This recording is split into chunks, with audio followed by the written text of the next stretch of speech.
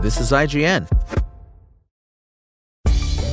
New Xbox boss Asha Sharma reportedly warns staff hard choices are ahead. Welcome to your IGN Daily Update. But first, Xbox has announced a delay to its upcoming Fable reboot, which will now launch in February 2027. The long-awaited RPG had been due to launch this fall, though Microsoft had not set a specific date for its arrival. Now, due to Xbox's busy release schedule and a certain game named GTA 6, it's coming next year instead.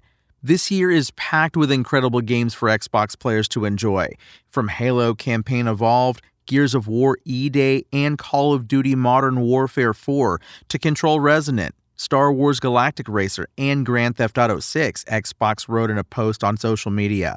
In order to plan our game launches through the holidays in a way that works best for players, we're moving Fable to February 2027 so it can have the dedicated moment it deserves. We're excited to be giving players a major new look at Fable, as well as our broader lineup at Xbox Games Showcase on June 7th. Meanwhile, 007 First Light got off to a strong start, selling 1.5 million copies in its first 24 hours. It's the fastest-selling game in developer IO Interactive's history, which means it sold faster in its first 24 hours than any Hitman game. The impressive sales milestone was achieved without the aid of the Nintendo Switch 2 version, which is due out this summer. The James Bond adventure is also the highest-rated IO Interactive game ever, with an 87 on Metacritic. IGN's 007 First Light review returned a 9 out of 10. We said, demonstrably obsessed with bringing the Bond fantasy to life in a way no one has ever managed before. 007 First Light is the best Bond game I've ever played.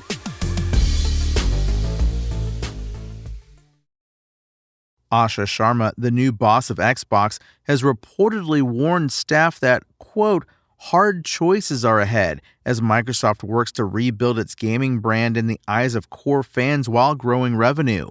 Sharma, who replaced Phil Spencer as boss of Xbox earlier this year, has spent her first few months in the job making a number of significant changes as Microsoft works to win back the hearts and minds of its core gaming fans. Among them was the end of the controversial "This is an Xbox" marketing campaign, as well as quick-fire new Xbox console features. The Verge reported on an internal memo sent to Xbox staff that discussed the recent efforts to rebrand Xbox. Officially, it's Xbox, all caps now, and in doing so, said Microsoft would be more deliberate in what it's doing in gaming. What does this mean exactly? It seems unlikely that it signals a reversal in Microsoft's next-gen console push, given the company talked about Project Helix as recently as earlier in May. To me, it sounds more like Microsoft is thinking about making difficult decisions on video games it's building and the studios making them. Microsoft has a vast network of first-party developers, even before you factor in all the Bethesda and Activision Blizzard studios. Could those hard choices have to do with cancellations? Whatever the case, Sharma insisted that recent changes to Xbox Game Pass have moved the needle. Microsoft cut the price of the subscription after raising it last year and stripped out Call of Duty as a day-one launch title, instead adding in new Call of Duty games such as this year's Modern Warfare 4 12 months later. That's your IGN Daily Update. My name is Tony Jackson, and if you want more news on your favorite games and entertainment topics, make sure to visit us at IGN.com. You can also download our free app on your phone or console and subscribe to our weekly podcasts through the podcast service of your choice.